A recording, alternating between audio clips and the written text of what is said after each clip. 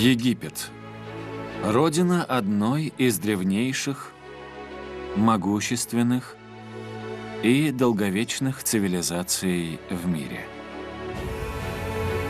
Захватывающее путешествие по воздуху позволит нам посетить самые удивительные места и покажет, как невероятные достижения древних помогли сформировать современный Египет. Обозревая грандиозный ландшафт с высоты птичьего полета, мы узнаем, как многие поколения египтян строили уникальные государства, стараясь выжить в экстремальных условиях суровой пустыни. Египет с высоты птичьего полета. Древняя империя Египта. Африка, Европа, Ближний Восток.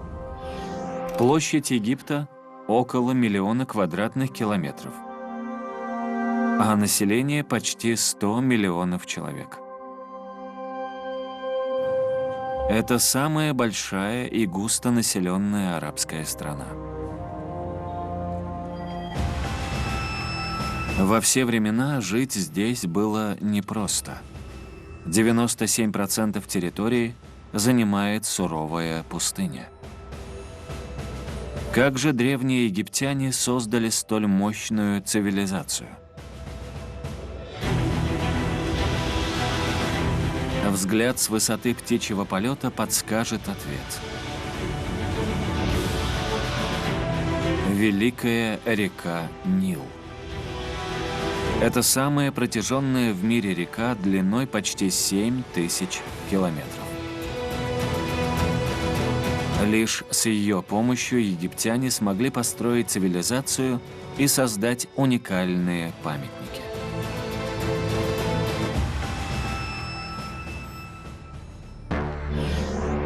Египет. Самое известное из древних чудес расположено в 13 километрах от столицы Египта – Каира. Плато Гиза. С воздуха масштаб сооружений потрясает воображение. Эти пирамиды весом около 10 миллионов тонн – одни из крупнейших в истории.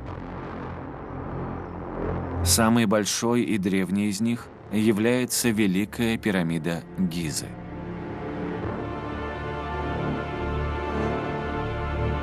Она построена более 4500 лет назад и состоит более чем из 2 миллионов блоков песчаника. Каждый из которых тяжелее автомобиля.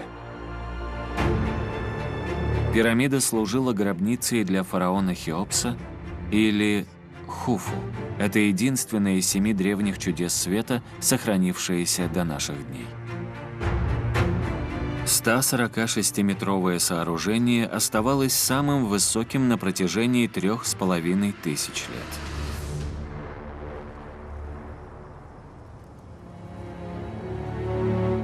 Пирамиды Гизы настолько пленили американского археолога Марка Лейнера, что он посвятил 40 лет своей жизни изучению их секретов. Пирамиды занимают важнейшее место в моей жизни с того самого дня, когда я впервые увидел Великую пирамиду Хеопса. Я изучаю их уже 46 лет. Что мы знаем о строителях пирамид? Как им удалось воздвигнуть эти сооружения? Люди со всего мира приезжают полюбоваться величественными пирамидами. А взглянув на сохранившиеся рядом более скромные сооружения, можно понять, как древние строили огромные гробницы. Для возведения таких огромных пирамид была необходима инфраструктура. Мы нашли ее следы.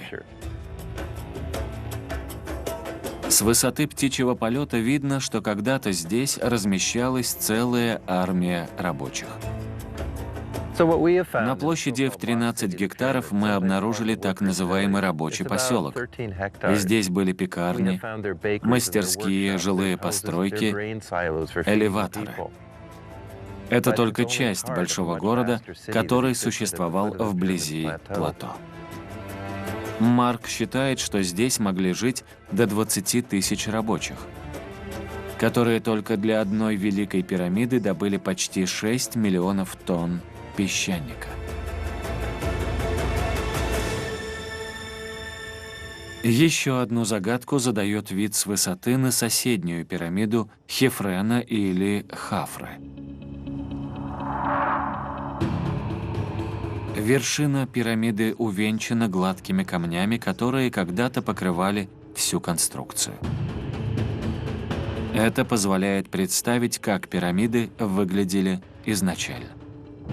Великая пирамида Хеопса была полностью покрыта белым полированным известняком и ослепляла отраженными от него лучами солнца. Ближайший источник такого известняка находился на другом берегу Нила, в Туре, в 12 километрах от стройки. Как древние египтяне доставляли тонны камня на такое расстояние через пустыню и реку?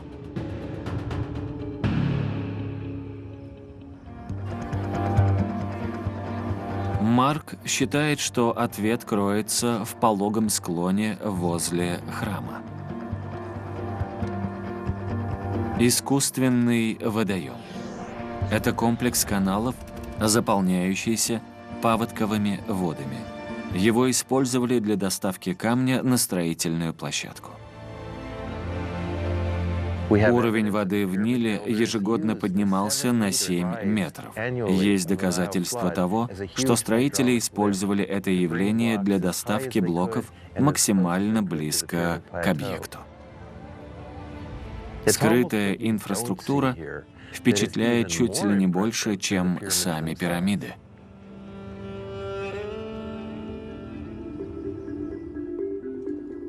Нил сделал возможным зарождение египетской цивилизации. Он обеспечивал не только средства передвижения, но и пропитание. И по сей день выживание многих египтян зависит от Нила. Остров Элефантина.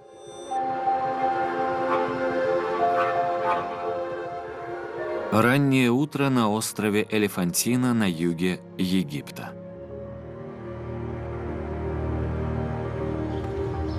Юсеф Мохаммед и его сын Карим, как обычно, собираются на рыбалку. Моя семья живет на реке Нил больше 100 лет.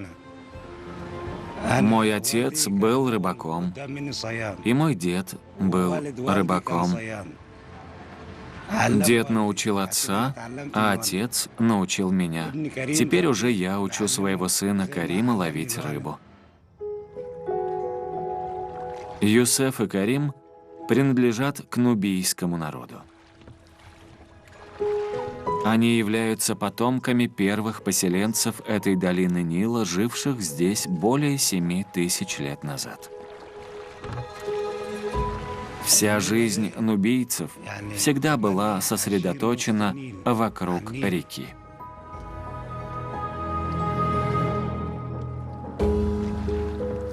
Затопление берегов после строительства плотины южнее Асуана вынудило многих нубийцев покинуть эти земли. Поэтому Юсефу особенно важно передать сыну старинные традиции. Например, как ловить рыбу по-нубийски.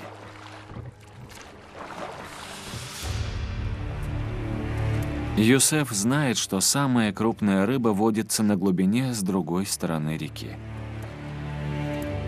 Чтобы добраться туда, отцу и сыну предстоит на крошечной лодке проплыть 1,5 километра по перегруженной водной артерии, уворачиваясь от паромов и быстрых филюк под белыми парусами. Столкновение может привести к катастрофе.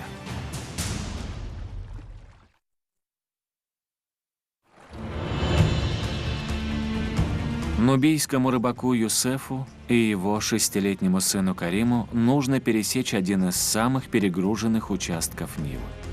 Их пропитание зависит от того, удастся ли поймать крупную рыбу. Юсеф виртуозно лавирует между различными судами.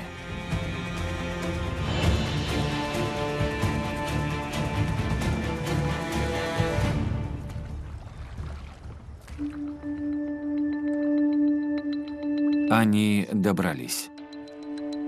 Задача 6-летнего Карима – удерживать лодку на месте при сильном течении.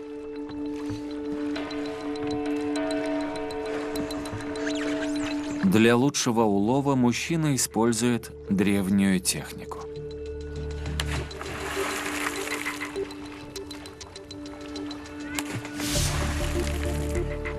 Я раз или два ударяю по воде, и рыба уходит на глубину прямо в сеть. Рыба не любит шум.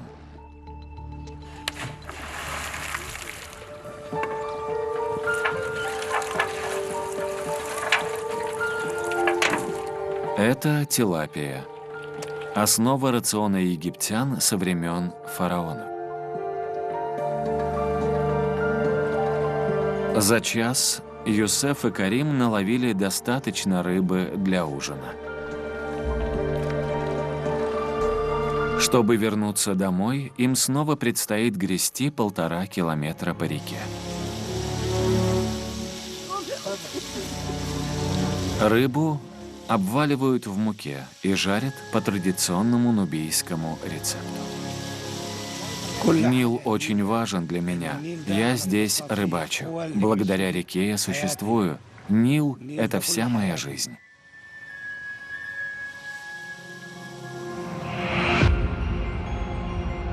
На протяжении 1000 лет Нил помогал египетской цивилизации выживать. Помимо рыбы, река давала питательный ил, позволяя крестьянам выращивать урожай в пустыне. Немецкий археолог Иоханна Зигль направляется на остров Элефантина. Она руководит раскопками, которые подтверждают важность Нила для древних египтян. С высоты птичьего полета на южной оконечности острова видны очертания 5000-летнего города. Он был одним из первых поселений в этой части Нила. Нил представлял собой источник жизни для древних египтян.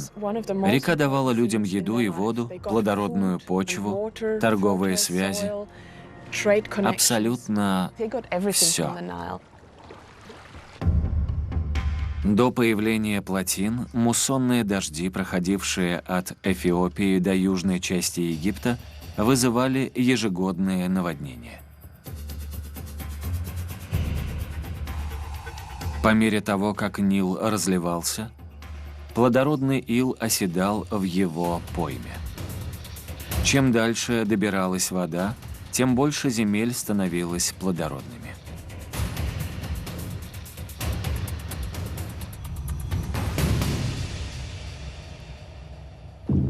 Древние египтяне разработали систему прогнозирования наводнений.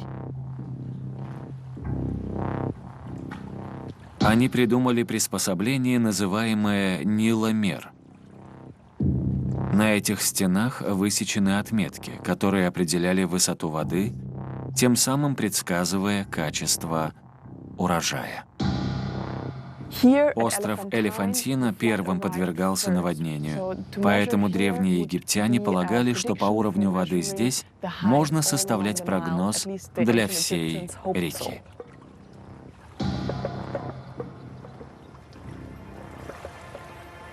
Когда Ниломер фиксировал нужный уровень воды, люди рассчитывали на большое количество ила и, как следствие, на обильный урожай.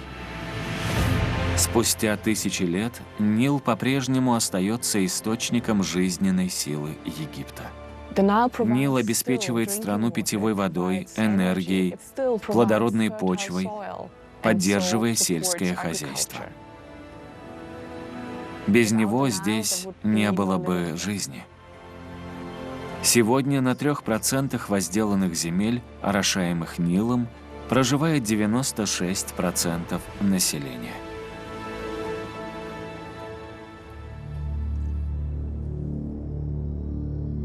Вдали от реки ландшафт существенно отличается. Около 1 миллиона квадратных километров площади Египта составляет негостеприимная пустыня. Особенно суровые места расположены на востоке страны, на Синайском полуострове. Синай. Здесь может выпадать всего 4 сантиметра осадков в год. Сверху отчетливо видно, что на сухой каменистой почве невозможно развивать сельское хозяйство. Однако группа людей на протяжении 1000 лет считает Синай своим домом.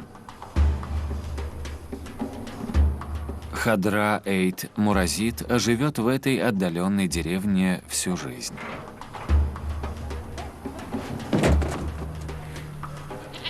Здесь очень сложно добыть еду.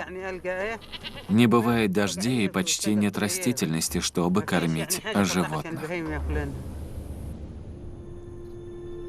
Хадра – бедуинка.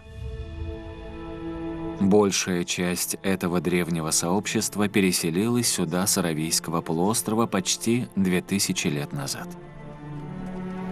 В последние годы политика правительства, направленная на повышение безопасности и развитие туризма на Синае, лишила некоторых бедуинов доступа к услугам и подорвала их кочевые традиции. Многие из них отправились искать работу в крупных городах. Хадра предпочитает жить в пустыне, как и ее предки. Пустыня учит работать над собой. Приходишь, уходишь, собираешь дрова, приносишь воду. Все время в движении. Без движения тело стареет. Необходимо ходить, оставаться активным и здоровым. Хадра – вдова. Чтобы сохранить жизнь себе и своим козам, она ищет растительность в одном из самых засушливых мест на планете.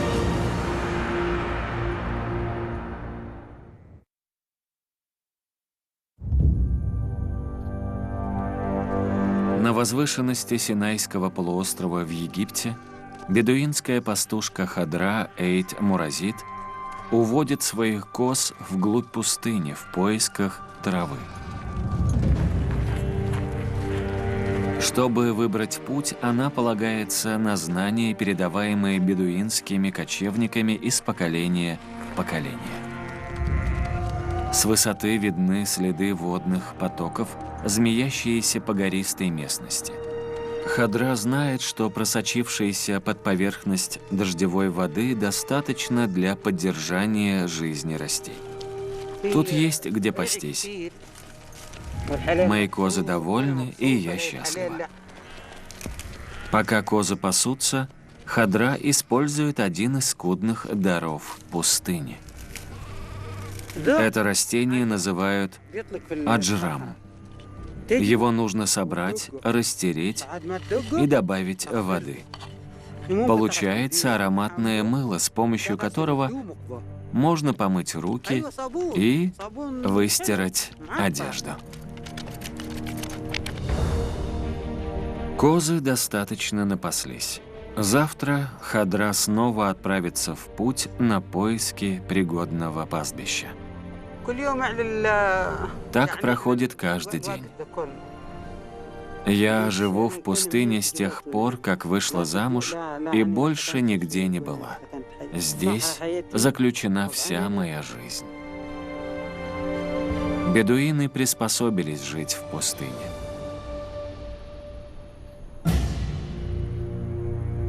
Впрочем, древние использовали эти края для совсем иных целей. В подготовке к переходу в загробный мир фараоны возводили себе гробницы в западной пустыне.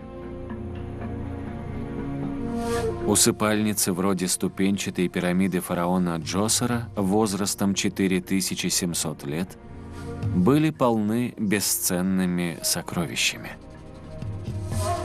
Фараоны считали свои пирамиды неприступными, однако те всегда притягивали древних расхитителей гробниц. Египет. 3500 лет назад фараоны избрали для устройства гробниц тайное место в отдаленной части пустыни – Долина царей, Луксор. По меньшей мере 63 царские гробницы были построены здесь в течение 500 лет, XVI века до нашей эры. Долина царей расположена под характерной горой в форме пирамиды. Фараоны полагали, что в этом неприметном месте гробницы будут в безопасности.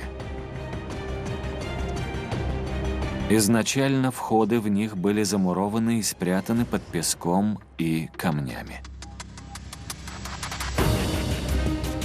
Сейчас внутрь ведет множество троп.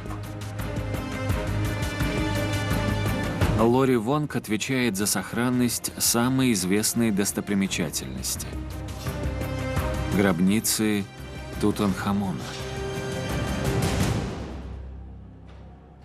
Тутанхамон знаменит тем, что его гробница была обнаружена практически нетронутой со всеми ценностями. Это редкость, ведь большая часть остальных склепов разграблена. Тутанхамон стал правителем Египта в возрасте всего 9 лет. Усыпальницу молодого короля обнаружил британский египтолог Говард Картер в 1922 году.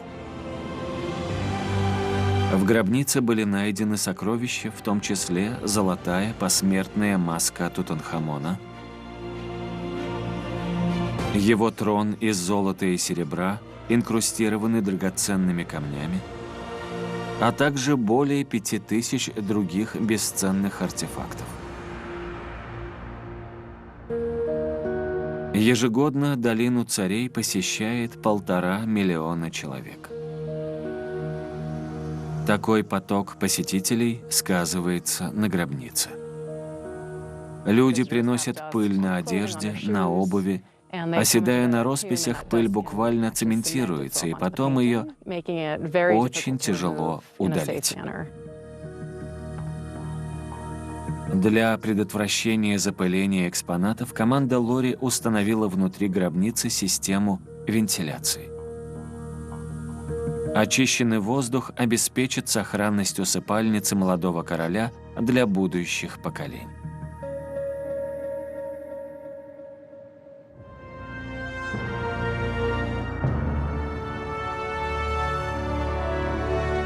Мы хотим дать людям возможность оценить это место по достоинству.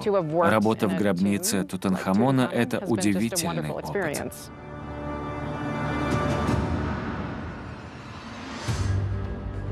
Могущественные египетские фараоны оставили след по всей стране. Но не все видимые с воздуха сооружения возводились для древних правителей. Это башни для домашних голубей. Птиц разводили в Египте на протяжении 1000 лет. Древние источники гласят, что по особым дням их употребляли в пищу. Сегодня голубей разводят не только для еды, но и для соревнований.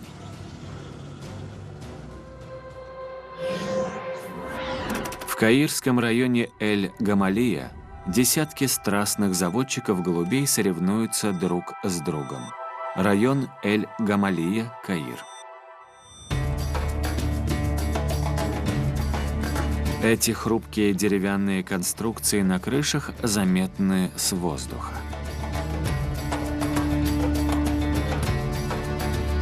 Геи – городская альтернатива голубиным башням. Некоторые могут вмещать до 300 птиц.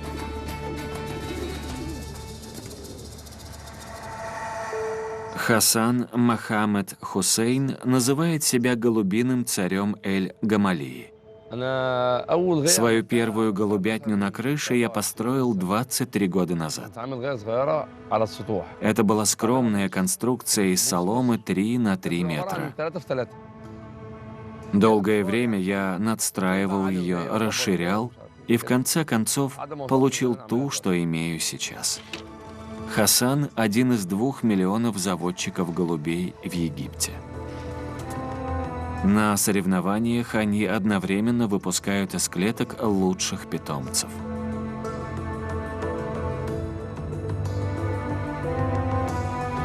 Цель заключается в том, чтобы вернуть своих птиц и переманить максимальное количество голубей соперника. Побеждает тот, у кого к концу состязания окажется больше птиц. Каждое соревнование не похоже на другое, как футбольный матч. Маня голубей, мы словно забиваем голы.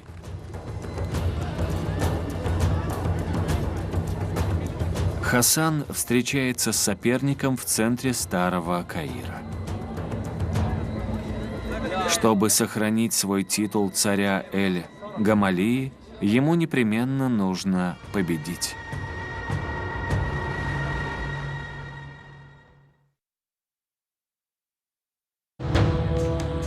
Хасан Мохаммед Хусейн собирается сразиться с другим заводчиком голубей Кута Адамом в историческом центре столицы. Оба участника готовы выпустить своих птиц.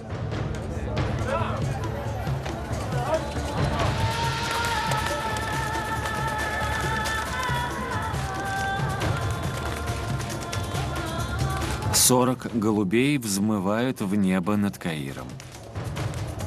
Вскоре они долетят до голубятин. Соперники должны призвать домой своих голубей, а также приманить чужих. Победит тот, у кого окажется больше птиц.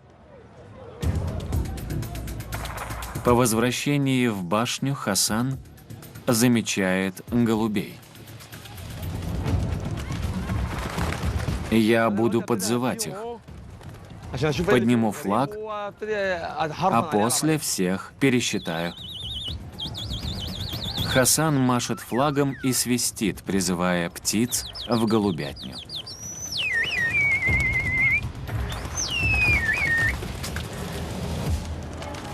Когда пернатые приземляются, он проверяет их бирки, чтобы понять, где чья птица.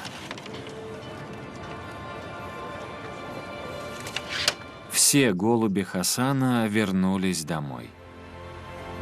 Сопернику не удалось переманить ни одного. Кажется, тот черный прилетел откуда, а Хасану удалось. Он выиграл и сохранил свой титул до следующего соревнования. Я победил и по-настоящему счастлив.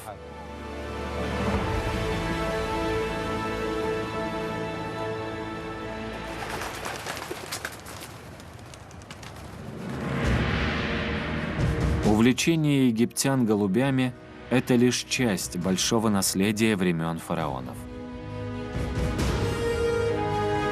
Огромные памятники древним царям свидетельствуют об их могучей власти. Это были не просто правители. Они провозглашали себя богами и ожидали, что подданные будут поклоняться им даже после смерти.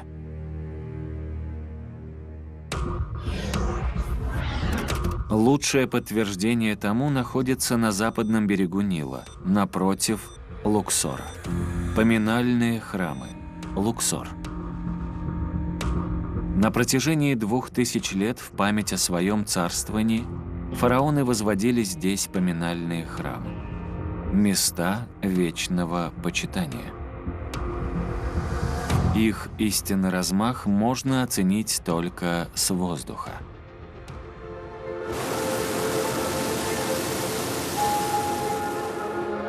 С первыми лучами солнца опытный пилот воздушных шаров Баха Ахмед держит курс к поминальным храмам.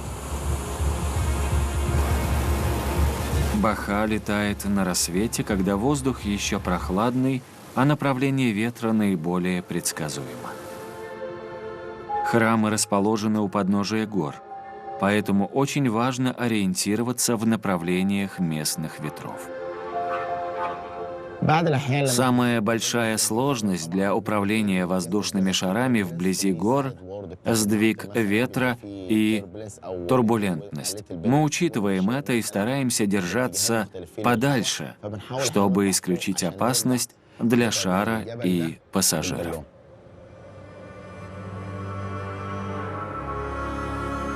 Скорректировав курс относительно гор, Баха направляет шар к самому известному поминальному сооружению Египта. В склоне горы высечен храм Хатшепсут, который построила одна из немногих женщин-фараонов. Чтобы завоевать признание, она приказала построить храм больше и величественнее, чем у всех фараонов-мужчин.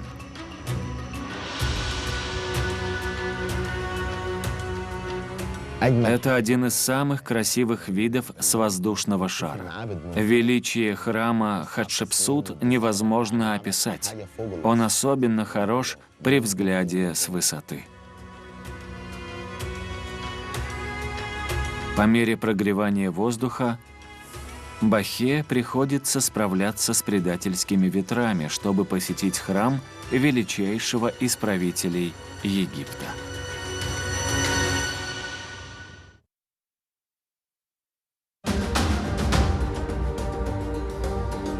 Пролетая над западной частью Луксора, воздушный шар Бахи Ахмеда приближается к храмовому комплексу площадью 5000 квадратных метров. Он посвящен величайшему фараону. Это Рамесеум, поминальный храм одного из главных строителей Египта, Рамсеса II. Возведенный в XIII веке до нашей эры и по площади равной 47 теннисным кортам, в свое время это был один из крупнейших поминальных храмов Египта. На его постройку ушло 20 лет. Как красиво, потрясающе. Только посмотрите, Рамсес II. На территории Рамесеума находятся развалины гигантской статуи самого фараона. Изначально она была высотой 6-этажное здание и весила около 1000 тонн. Это служило напоминанием о том, что Рамсес больше, чем человек. Он был богом. Памятники пустыни внизу сменяются пышными сельхозугодьями. Пришло время искать площадку для приземления. Взлетая на воздушном шаре, заранее не знаешь, где приземлишься. Безопасно сесть без угрозы для пассажиров – непростая задача. Полеты на шаре не похожи один на другой. Фараоны могли провозглашать себя богами, но их могущество не было вечным. После 3000 лет правления фараонов Египет завоевали римляне. Постепенно египетскую религию с множеством богов вытеснило христианство. Египет. Сегодня в Египте проживает почти 10 миллионов христиан. Одним из важнейших мест для них является гора Синай. Согласно Библии, на этой горе Бог являлся в виде горящего куста. Здесь же Моисей получил 10 заповедей. В VI веке нашей эры римский император Юстиниан I приказал построить на этой священной горе место поклонения. Так появился монастырь Святой Екатерины, старейший в мире непрерывно действующий монастырь. Чтобы жить и работать здесь, монах-отец Макарий покинул свой дом в Денвере, штат Колорадо.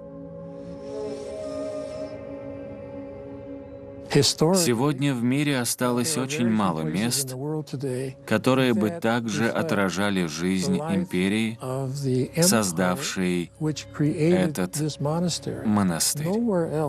Нигде больше вы не увидите ничего подобного. Центром монастыря Святой Екатерины является Большая базилика. Молитвы совершаются здесь ежедневно уже 1500 лет. Отец Макарий проверяет, все ли готово к утренней службе. Этот монастырь непрерывно действует с середины VI века. Такого больше не найдешь нигде в мире. Монастырь находится в пустыне, и жизнь здесь предполагает следование строгим правилам и отказ от современных удобств. В часовне уникального христианского монастыря все готово, и монахи могут приступать к ежедневному богослужению, занимающему 8 часов. Здесь бывал Моисей и сам Бог. Находиться в этом месте, на священной горе, действительно важный для меня опыт. Я должен был сюда приехать.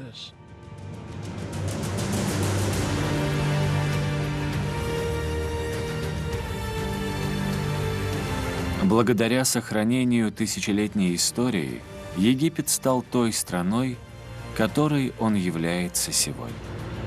Неподалеку от пирамид Гизы поднялся новый музей стоимостью $1 миллиард.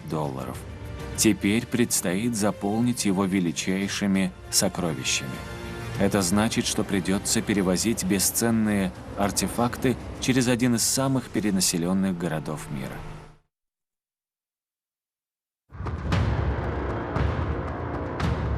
В столице Египта Каире строят планы, как собрать 1000 лет истории под одной крышей. Уже больше века крупнейшая в мире коллекция древнеегипетских сокровищ хранится в Египетском национальном музее в Каире. Среди прочего, здесь выставлены всемирно известные реликвии из гробницы Тутанхамона. Здание музея в неоклассическом стиле устарело и к тому же вмещает далеко не все экспонаты. В настоящее время строится совершенно новый музей, способный ежегодно принимать 5 миллионов туристов. Большой египетский музей, Каир.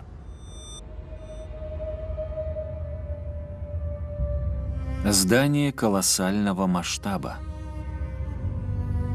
По завершении строительства Большой египетский музей займет почти 500 000 квадратных метров.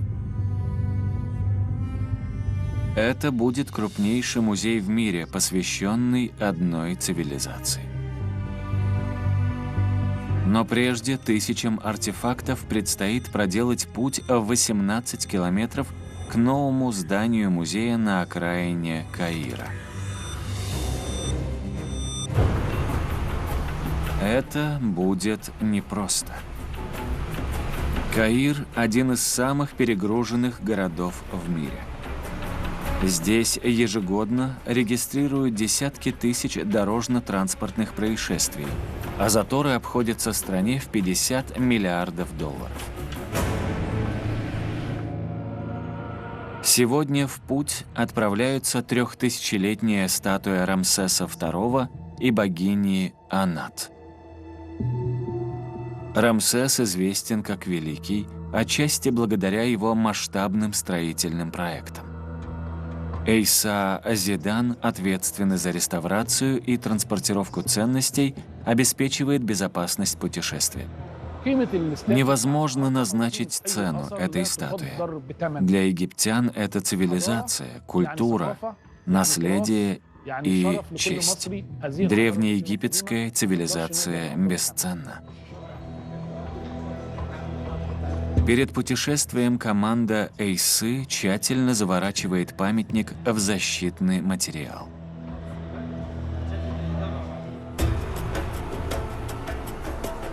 Рамсес поедет через весь Каир в новый дом с водителем Захарией Мохаммедом. Я очень горжусь возможностью перевозить такие важные экспонаты. Вместе с тем, мне страшно, потому что я просто не переживу, если во время поездки с ними что-то случится. Чтобы безопасно доставить груз, Захария пригласил помощников. Могучего фараона сопровождают 4 полицейские машины и отряд спецназа.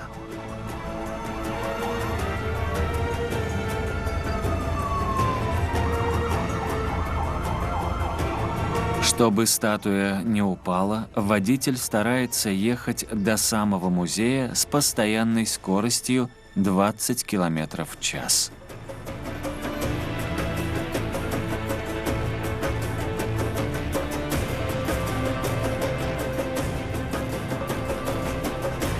После напряженного пути, продлившегося час, Рамсес прибывает на место невредимым. Я всегда нервничаю в такие моменты, особенно когда перевожу столь значимые для египтян ценности. Каждый раз, благополучно добравшись до Большого египетского музея, я испытываю облегчение. Скоро статую распакуют и установят на парадной лестнице нового музея. Я определенно буду гордиться нашим трудом, когда Большой египетский музей откроется для посетителей, и они увидят все те древние ценности, которые мы бережно перевезли сюда. Думаю, наша работа крайне важна.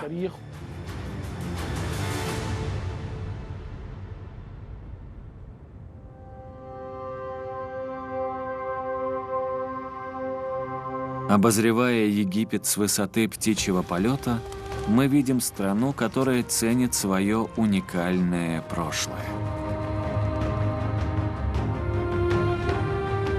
Сверху хорошо различим след, оставленный древними людьми на этой суровой и негостеприимной земле.